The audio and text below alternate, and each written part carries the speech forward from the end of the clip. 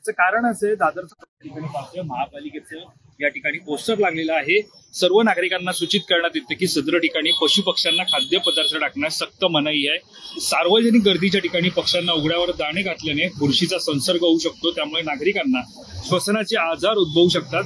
त्यामुळे महापालिका स्वच्छता व आरोग्य उपविधी 7.5 अंतर्गत सार्वजनिक ठिकाणी पशु पक्ष्यांना खाद्य टाकणे हा गुन्हा आहे। वरील प्रत्येक गुन्ह्याकरिता ₹500 इतका दंड आकारण्यात येईल याची नोंद घ्यावी, अशा प्रकारचे आदेश आपण पाहतोय जी उत्तर विभागाकडून दादरच्या कबूतरखान्याला लावण्यात आलेला आहे। खरं तर दादरचा कबूतरखाना हा मागील अनेक वर्षांपासून दादरची असेल किंवा दक्षिण मुंबई असेल किंवा मुंबईची ही एक ओळख आहे। दादरमध्ये येणारा प्रत्येक नागरिक हा या कबूतरखान्याच्या शेजारी उभा राहतो। इथे कबुतरांचा पूर्णपणे आपण पाहायला गेलं तर हवा असतो। इकडे कबुतरांना गेल्या अनेक वर्षांपासून खाद्य टाकलं जात होतं, मात्र कबुतरांमुळे किंवा एकंदरीत ज्या जो काही आजार होते या सगळ्याचा विचार करून कुठेतरी कोर्टाकडून सुद्धा एकंदरीत साधारणतः पाहायला गेलं तर आदेश सुद्धा आले होते। त्यामुळे त्यानुसार सध्या आपण पाहतोय की जे मुंबईतील कबुतरखाने ते कुठेतरी आता त्याच्यावरती कारवाई करताना पाहायला मिळत आहे। अशामध्ये गेल्या अनेक वर्षांपासून मुंबईचा एक इतिहास असलेला किंवा मुंबईची एक अनोखी ओळख असलेला दादरचा हा कबूतरखाना सुद्धा आता त्याच्यामध्ये आहे। सध्या जर या संपूर्ण परिसरामध्ये आपण पाहिलं तर पोलिसांची गर्दी आपल्याला पाहायला मिळत आहे।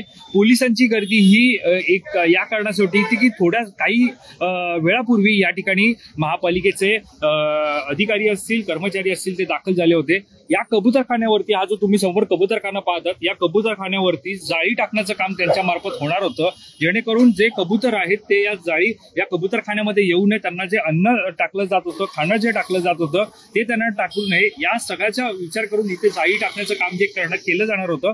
मात्र इथे स्थानिकांनी एक गर्दी जी आहे ती केली। स्थानिकांनी गर्दी केल्याच्या नंतर या ठिकाणी ज्या प्रकारे आता जो आपण पाहतोय या ठिकाणी गर्दी केल्याच्या नंतर साधारणतः ही जी या ठिकाणी जाळी टाकण्याची जी वेळ होती ती मात्र उद्याच्या दिवसाला ढकलण्यात आलेली आहे।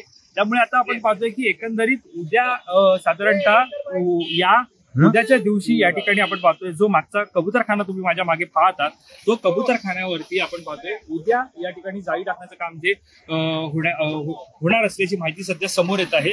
सद्यस्थितीत पूर्ण परिसर तुम्ही पाहिला तर पोलिसांच्या छावणीचं स्वरूप आल्याचं पाहायला मिळत आहे। समोरच दादर स्टेशन आहे आणि इथेच हा कबूतरखाना आहे, प्रसिद्ध असा हा कबूतरखाना आहे आणि या कबूतरखान्यामुळे अनेक ओळख सुद्धा या ठिकाणी निर्माण झाली होती।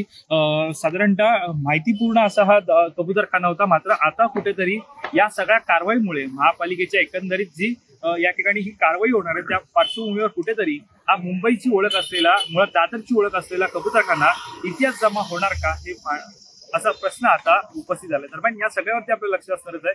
या संदर्भातली अधिकची माहिती जाणून घेण्यासाठी तुम्ही माय महानगर लाईव्हला सबस्क्राईब करायला विसरू नका।